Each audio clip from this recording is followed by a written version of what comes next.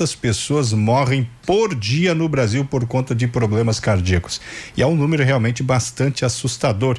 E é sobre esse assunto que nós vamos conversar com o Dr. Silvio. Tudo bem, doutor? Boa tarde. Tudo bem, boa tarde a todos os ouvintes da Rádio Cidade. Primeiramente, obrigado por ter aceito o convite para falar desse assunto que ele é de extrema importância.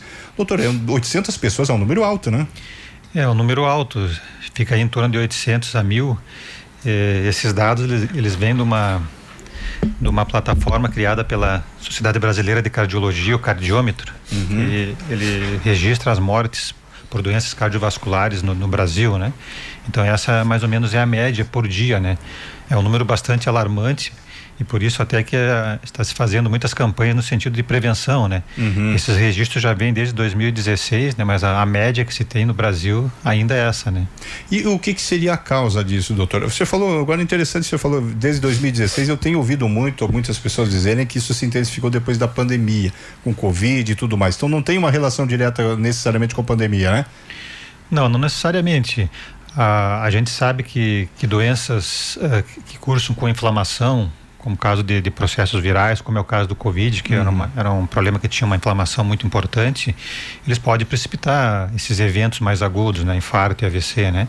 E também porque os fatores de risco, que são fatores para as doenças cardiovasculares, como a hipertensão, a obesidade, o diabetes, eram as pessoas que complicavam mais. A gente podia observar naquela época as pessoas que tinham mais complicações com o Covid, que tinham uma evolução mais grave, geralmente eram pessoas que tinham já esses fatores de risco, né?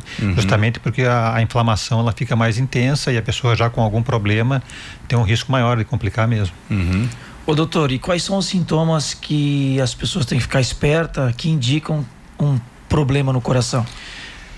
Em relação aos sintomas, assim, um sintoma importante em relação ao coração é a dor no peito. As pessoas podem às vezes descrever como forma diferente a dor no meio do peito, que pode se irradiar para o braço, para a mandíbula. Algumas pessoas descrevem como um aperto, como um sufoco. Então a descrição é subjetiva, né? Então esse sintoma, principalmente se ele começar a surgir com frequência e relacionado com esforços físicos, esse é um sintoma que chama muita atenção, né? Indica geralmente algum problema coronariano que pode levar a um infarto, que é vamos dizer, a causa mais frequente de morte, né? Só uma última pergunta da minha parte. Aqui em Brusque, dentro desses 800, né? Esse índice alto, o senhor tem algum dado em relação aqui em Brusque? Não, especificamente em relação a Brusque, não. Não, município não.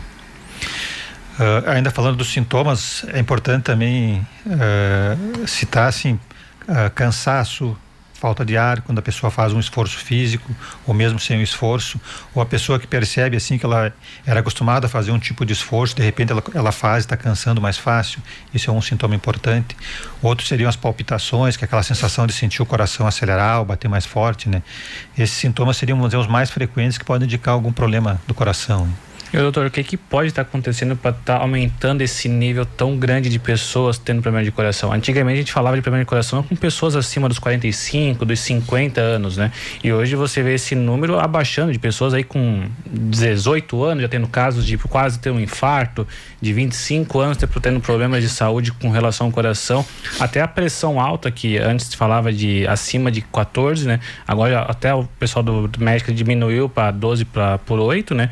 Porque realmente o número está se aumentando. O que pode ser a causa desse aumento de números de problemas de coração, principalmente nos mais jovens? Com certeza, assim, eu acredito que o que acontece é que o que a gente chama de fatores de risco, né? A gente tem alguns fatores de risco bem conhecidos, né? Para provocar problemas cardíacos, né? Tanto o infarto quanto o AVC, que são as complicações mais graves. Então, a gente pode citar, caso falaste, a hipertensão, a pressão alta, níveis elevados de colesterol, que é um fator muito importante, tão importante quanto a pressão, mas que cursa sem nenhum sintoma, o sedentarismo, obesidade, estresse, diabetes. Então esses fatores são os mais comuns. E o que a gente tem observado é que esses fatores eles estão acontecendo em pessoas mais jovens. Então a gente vê cada vez mais cedo pessoas jovens hipertensas, pessoas jovens que têm colesterol alto, mas como o colesterol não dá nenhum sintoma, a pessoa muitas vezes não sabe, não faz um exame. A própria pressão alta ela pode cursar por longos períodos totalmente assintomático, sem sintoma nenhum, né? Então às vezes a pessoa tem o fator de risco, mas não sabe. Obesidade, sedentarismo, a gente vê cada vez isso em faixas mais precoces, né, de faixas etárias mais precoces. Então, o que eu acredito que está acontecendo é que esses fatores de risco, que são as causas para esses problemas, eles estão também acontecendo em pessoas com uma idade mais amena, né? Então, isso, com certeza, o problema vai acontecer mais cedo. A gente sabe, por exemplo, que uma pessoa que tem uma pressão alta, tem um colesterol, isso vai dar problema lá na frente. Então, geralmente, a pessoa que tem um infarto porque obstruiu uma artéria no coração, ou tem um AVC porque teve um problema de obstruir uma artéria no cérebro, esse processo já começou, às vezes, 15, 20 anos antes. Então, um colesterol alto, sem sentir, sem saber que tinha, uma pressão alta, às vezes sedentário, obeso. Aí a pessoa tem o evento agudo, mas esse processo já começou antes.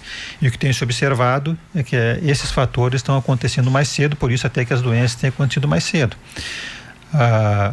Talvez também o uso muito frequente entre os jovens de alguma substância, a gente vê muito uso de muito estimulante, energético, o uso de alguns, até de forma assim indevida, sem indicação de alguns hormônios esteroides que tem provocado muito problema. A gente tem visto muito no consultório pacientes que estão utilizando mais com o objetivo às vezes de performance ou de ganhar massa muscular, sem uma indicação médica, sem acompanhamento médico.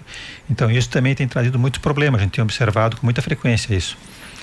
Doutor, eu queria que o senhor explicasse a relação entre o diabetes e o coração.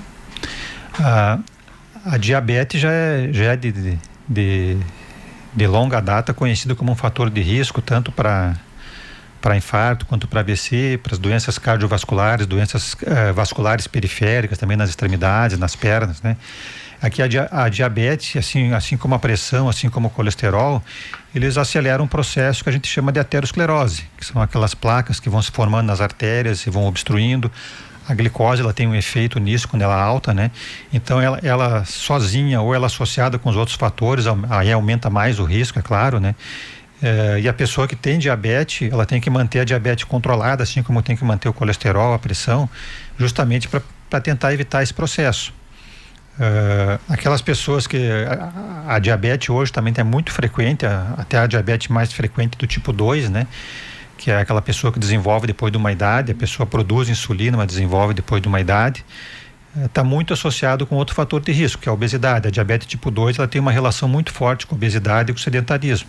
Muitas vezes a pessoa com a mudança do estilo de vida, redução de peso, atividade física, ela consegue até melhorar o diabetes tipo 2, que é aquela diabetes que acontece depois de uma idade. Já o diabetes tipo 1 um pouco diferente, né? Já acontece mais em jovens, a pessoa não tem insulina, já tem que usar insulina desde cedo.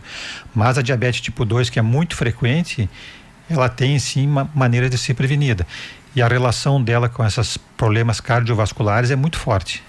Pergunta aqui do ouvinte, doutor, ela fez um exame que tem uma placa de gordura na aorta, isso pode ser algo grave? Geralmente a aorta ela pode ser tanto na região torácica quanto na região abdominal, é um vaso muito grande, muito calibroso. Geralmente ela não vai dar um problema obstrutivo pelo calibre do vaso, geralmente vai dar problema primeiro quando acontece em coronária, quando acontece em carótida, né, que são outros vasos de menos calibre. Mas a presença dessa placa, ela já aumenta o risco desse paciente. A presença de aterosclerose, essa placa de aterosclerose em qualquer território, seja na aorta, na circulação periférica, nas carótidas ou mesmo nas coronárias, esse paciente ele já é classificado como de um risco maior para ter eventos. Geralmente quando tem na aorta, vai ter em outros vasos, como as coronárias, como as carótidas. Então a pessoa tem que investigar, tem que controlar os fatores de risco que provocam e fazem essa placa crescer. Como eu já comentei aí, a pressão, o colesterol, a diabetes, né? Cigarro, né? Que é muito importante, né? Então a pessoa que tem alguma evidência de aterosclerose em qualquer território, por menor que seja, ela já tem que cuidar de forma mais intensa desses fatores de risco. O senhor falou aí da juventude e o consumo de alguns itens, por exemplo, eu vejo muitos jovens consumindo muito energético, né? E eu ouço às vezes, isso dá problema no coração, isso vai te causar um infarto, alguma coisa. Qual é a relação do consumo desses itens, do próprio cigarro e também do álcool, para contribuir de uma forma significativa para vir a pessoa desenvolver algum problema cardiovascular? Os energéticos em si, como eles são estimulantes, o maior risco deles é de arritmias cardíacas, né? A gente vê hoje, e principalmente quando se associa com o álcool, né? Então, a gente tem algumas arritmias em pessoas jovens até que acontece simplesmente pelo uso desses estimulantes, principalmente a associação com o álcool, né? Então, a paciente vai parar até no hospital, na UTI, às vezes para reverter alguma arritmia pelo uso desses estimulantes. O álcool, além dessa relação, às vezes com a associação com o estimulante, ele tem efeito, por exemplo, sobre a pressão. Ele aumenta a pressão. Certo. Então, o uso frequente, dependendo da dose, vai levar, assim, ao aumento da pressão e a pressão, como consequência, esses outros problemas que nós estávamos comentando, né?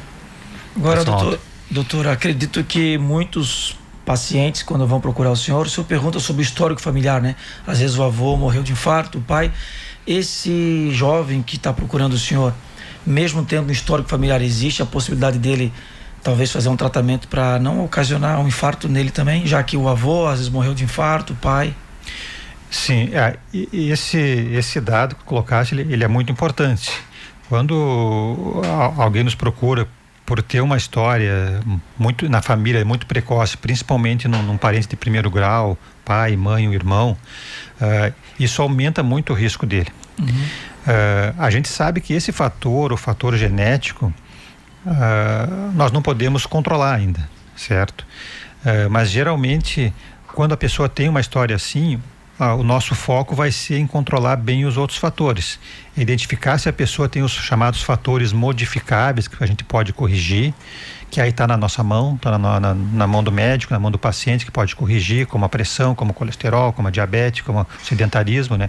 É procurar otimizar o tratamento dos outros fatores para que a gente consiga amenizar o risco que essa pessoa tem. Porque tu imagina se uma pessoa já tem um risco familiar aumentado, né? Ela tem uma história muito precoce e ela associar com outros fatores, por exemplo, ela fumar, ela tem uma pressão alta que não trata, o risco dela vai se multiplicar. Então, nesse caso, o nosso objetivo é controlar de forma mais eficaz os outros fatores e de forma mais precoce. Inclusive, hoje nós já temos alguns marcadores que a gente pode fazer em exames laboratoriais que identificam esse risco, né? Até nas novas diretrizes que saíram, aí a gente agora é recomendado que se dose, principalmente se a pessoa tem história de família, né? Aí tu pode identificar que ela tem um risco maior, mas o que tu vai fazer é otimizar o controle dos outros fatores, aqueles fatores modificáveis que a gente diz, né? A gente não consegue modificar a genética da pessoa, a história familiar, a gente não consegue diminuir a idade da pessoa, que é um fator de risco também, mas os outros fatores são passíveis da gente, com alguma intervenção e com a colaboração do paciente também, controlar e, como consequência, diminuir o risco. O doutor falou também de algumas substâncias que pode ser usada, que pode agravar a questão dos problemas cardíacos, mas tem um problema que não é nem de produtos, né? É a questão da própria ansiedade e a crise de pânico, né? Que às vezes as pessoas não sabem como diferenciar de um problema cardíaco, e isso também pode acontecer de acontecer um problema cardíaco também, né? Da própria ansiedade ocorrer, né? Sim, é uma situação de atendimento cardiológico muito frequente. Pessoas que têm transtorno de ansiedade generalizado, crise de pânico, muitas vezes acabam indo até o pronto-socorro com sintomas bem sugestivos até de algum problema cardíaco, com dor no peito, com falta de ar, com a pressão alta, né? E isso faz parte do quadro, né? Até pela liberação, que a pessoa tem a liberação de alguns hormônios naquele momento ali, a pressão acaba aumentando, o coração acelerando. Então, nesse momento, às vezes, no momento de crise, às vezes é meio difícil de diferenciar. Tu acaba tendo que fazer algum exame, até mesmo no pronto-socorro chega esses casos, mas tu tem que diferenciar, e uma vez que tu confirme que a pessoa não tem problema cardíaco, que o caso dela está relacionado com o transtorno de ansiedade mesmo, aí encaminhar para o tratamento adequado, né? Até porque muitas vezes isso dificulta a vida da pessoa, a pessoa acaba recorrendo no médico, recorrendo no pronto-socorro, e a causa às vezes não é necessariamente um problema cardíaco, né? O que a gente tem que tomar cuidado é porque a gente sabe que pessoas mais ansiosas, né, elas têm um risco maior, né? Que essa parte emocional, o estresse também, ele contribui também para os problemas cardíacos, contribui aumentando a pressão, a frequência cardíaca. Então é importante cuidar disso também, porque faz parte do todo, né, na parte cardiológica, né? Falando nessa... Pode falar? Pode. Não, o senhor diria que ter uma boa noite de sono, uma boa alimentação e a prática de esporte, exercícios físicos é a saúde que o coração precisa? Sim. Eu digo assim, uma boa, talvez 70%, 80% está nas nossas mãos, certo? O que a gente chama de estilo de vida, né? Uma boa dieta, com uma boa alimentação, atividade física regular, a atividade física é importantíssima, né? Faz uma diferença muito grande, né? O controle, manter o peso adequado, né?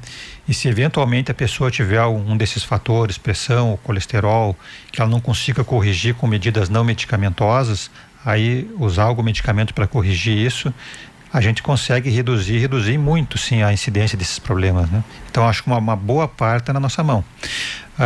E é importante notar, assim, que essas medidas, quando a pessoa adere a essas medidas, as chamadas não medicamentosas, com redução de estresse, com bom sono, inclusive hoje a gente já tem até evidência, já tem até diretriz sobre isso, que a pessoa que é mais espiritualizada, ela tem uma redução, tem um índice menor de problemas, né? A pessoa que pratica uma religião, ela se cuida mais, ela tem menor estresse, então já tem evidência nesse sentido que isso reduz a incidência desses problemas, né? Porque o componente emocional é muito forte aí, né? Doutor, só o último, Valdomiro. A recomendação para fazer essas consultas médicas, a partir de que tem uma idade específica, tem que começar a fazer esses exames de rotina.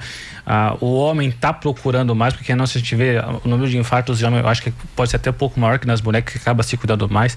Tem alguma idade específica para buscar, para fazer esse exame de rotina? E quantas vezes no ano, a cada quantos anos tem que fazer esse exame para ver se o coração está tudo certo? Geralmente, assim, a gente indica de uma forma geral, assim, ali no adulto jovem, que vai dos 20 a 40 anos, a pessoa fazer uma avaliação básica, assim, a cada 3 a 5 anos, né? Essa pessoa, principalmente se ela não tem nenhum problema, nenhum fator de risco, né? É claro que se for identificado numa consulta dessas algum problema, algum fator de risco, talvez essa recomendação de tempo vai diminuir, né? Entre as consultas, né? Mas no geral seria isso. Depois dos 40 anos que o risco aumenta, né? A gente sabe que até aí na próxima menopausa, o risco para o homem menopausa da mulher, o risco do homem é maior, depois a mulher passa a ter um risco semelhante ao homem, né? Depois da menopausa. Mas depois dos 40 anos a gente recomenda uma avaliação anual, né? Com a pesquisa desses fatores de risco, que são coisas simples, né? Por uma consulta, um exame físico, um eletrocardiograma simples, um exame laboratorial simples, a gente consegue identificar 90% dos problemas e se tiver algum fator já alterado, já começa a corrigir para evitar. São coisas simples, né? Os exames mais complexos, eles vão vir se eventualmente tiver uma alteração. Mas depois dos 40 anos, pelo menos uma vez por ano, fazer essa rotina básica seria recomendado. Morre mais homem do que mulher, né? De problemas. Eu acho que quase que em tudo, né? Cardiovasculares, sim, é mais frequente. Nós homens continuamos sendo muito relapsos com a saúde, né? Infelizmente.